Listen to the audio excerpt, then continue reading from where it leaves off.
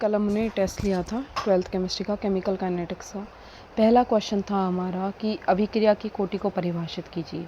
ये बहुत easy question है। अभिक्रिया की कोटि का मतलब है जब हम अभिक्रिया का वेग लिखते हैं, वेग नियम लिखते हैं, तो उसमें अभिकारकों की सांद्रताओं की घातों का जो योग होता है वो अभिक्रिया की कोटि होती है।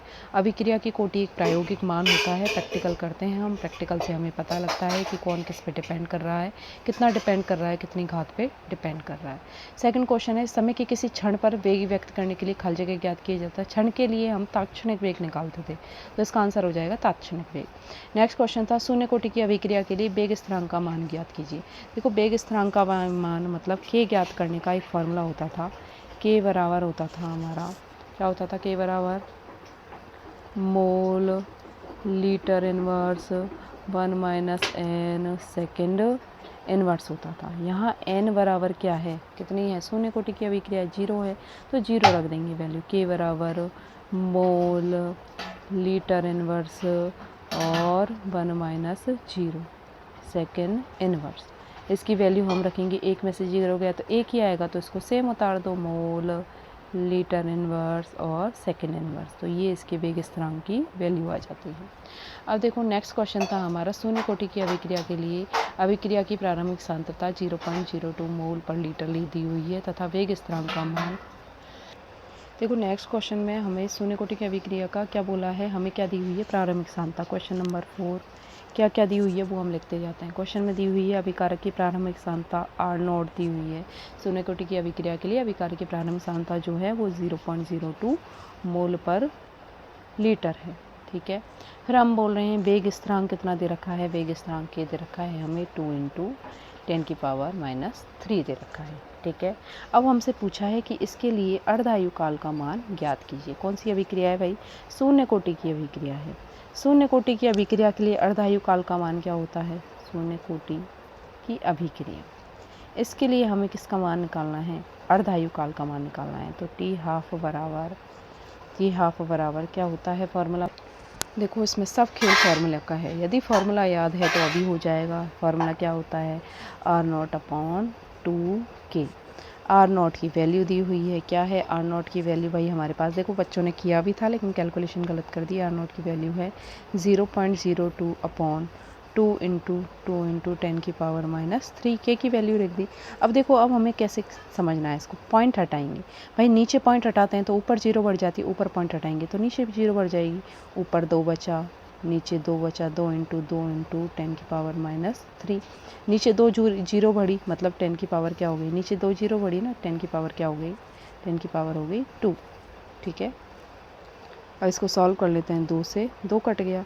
अब ये 10 की पावर 2 है, ये 10 की पावर -3 है, तो जब आधार समान होते हैं तो घातें जुड़ जाती हैं। -3 में से 2 -3 + 2 करेंगे अपन तो माइनस का 1 बचेगा, -1 ऊपर जाएगा तो क्या हो जाएगा 10, नीचे क्या बचा है 2, तो यहाँ 2 पंजे 10, 5 इसका मान आ गया है हमारा। ये क्या है, सेकंड में आएगा क्योंकि हम क्या निकाल रहे हैं, हाफ लाइफ निकाल रहे हैं।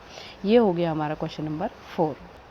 क्वेश्चन नंबर 5 देख रहे हैं। क्वेश्चन नंबर 5 देखो, बहुत टिपिकल लग रहा है कि जाने कैसे होगा। प्रथम कोटि की अभिक्रिया 99% पूर्ण होने में लगने वाला समय अर्धायु काल का लगभग 10 गुना होता है, सिद्ध कीजिए। ये क्वेश्चन कई बार आया हुआ है। देखो, दोनों चीज़ें लिख देते हैं। पहले तो हम लिख देते हैं अभिक्रिया यदि 99% तक पूरी हो, तो मतलब T 99.9% वाला, और यहाँ पर हम लिख देते हैं T½ अब देखो, इसका मतलब है कि हमारे शुरू में R0 जो होगा वो 100% होगा, यहाँ भी शुरू में R0 जो होगा वो क्या होगा, हमारा 100% होगा।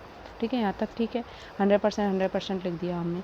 अब यहाँ बोला इसने कि 99% अभिक्रिया पूर्ण हो चुकी है, तो 99% अभिक्रिया पूर्ण हो चुकी है, तो अंतिम अवस्था में जो सांद्रता होगी भाई 99% पूर्ण हो चुकी है, तो 100 में से 99.9 जाएगा तो क्या आ जाएगा, 0.1 आ जाएगा। अब इसने बोला कि अभिक्रिया आधी हो चुकी है, मतलब 100 में से 50 हो चुकी है, 100 में से 50 हो गई तो कितनी बची, 50 बची। अब देखो, हम देख रहे हैं चूँकि हमें बोला गया है कौन सी अभिक्रिया है, प्रथम कोटि की अभिक्रिया है, तो प्रथम कोटि की अभिक्रिया के लिए सबसे पहले हम देखते हैं क्या फॉर्मूला होता है प्रथम कोटि की अभिक्रिया। प्रथम कोटि की अभिक्रिया के लिए फॉर्मूला देखेंगे अपन। प्रथम कोटि की अभिक्रिया के लिए फॉर्मूला देखना चाह रहे हैं, हमारा फॉर्मूला होता है T = 2.303/K log R0/R, ये फॉर्मूला होता है हमारा। ठीक है, इसी फॉर्मूले से हमें इसको करना है। ठीक है, इसी फॉर्म में इसे करना कंटिन्यू करते हैं। हम ऐसे करते हैं, इसको सेट कर लेते हैं। हमने सेट किया इसको T99.9 अपॉन टी हाफ में इसको सेट कर लिया। तो T99 के लिए टी की वैल्यू लिखेंगे भाई 2.303 अपॉन के लॉग T99 के लिए R0 की वैल्यू क्या है 100 अपॉन R की वैल्यू क्या है हमारी 0.1। ठीक है, यहाँ तक अपॉन कर देंगे हम।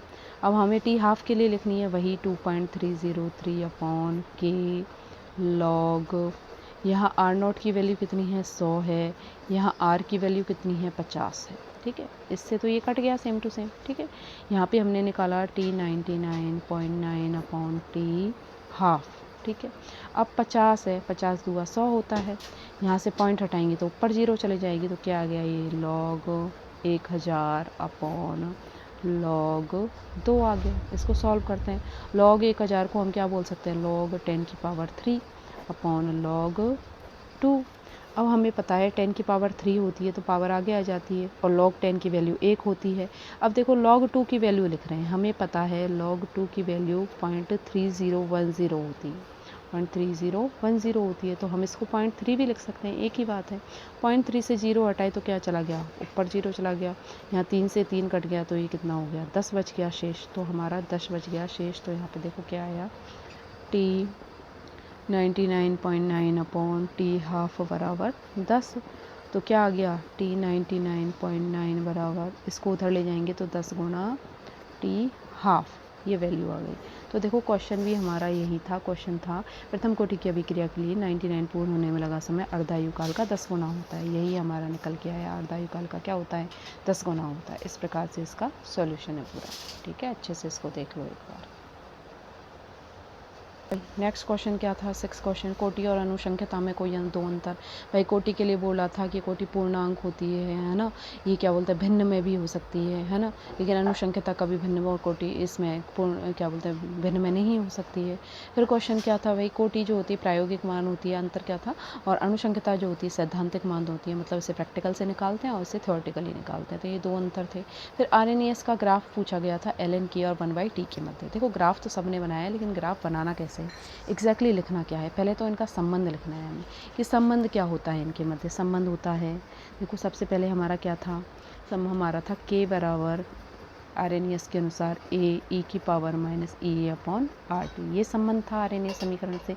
इनका ln लिया था हमने, ln k बराबर ln a minus e upon RT, ये हमने लिया था। ठीक है, अब इसको लेने के बाद हमने देखो इसको ऐसे सेट कर दिया था, ln k बराबर माइनस ई अपॉन RT को हमने कहाँ ले लिया था, आगे ले लिया था। ठीक है, और यहाँ पे पीछे क्या ले लिया था, प्लस ln a। अब हमने बोला था ये y अक्ष है, 1 अपॉन t जो है वो x अक्ष है, और ये हमारा क्या है mx प्लस c, मतलब y बराबर माइनस mx प्लस c। तो यहाँ पर जो m है ढाल है वो है e upon minus e upon r, ये भी ज़रूरी है याद रखना। अब हमसे ग्राफ बोला गया है y अक्ष पर तो लेना है ln k और x अक्ष पर लेना है 1/t। इसके मध्य ग्राफ खींचा गया है, ढलान गिरते हुए है तो हमने गिरते हुए बना दिया। इंटरसेक्ट c है जो कि क्या है ln a है, तो ln a आ गया। m ढाल है जिसकी वैल्यू क्या है माइनस ई अपॉन आर। ये हमें इसका ग्राफ बनाना था इस तरीके से।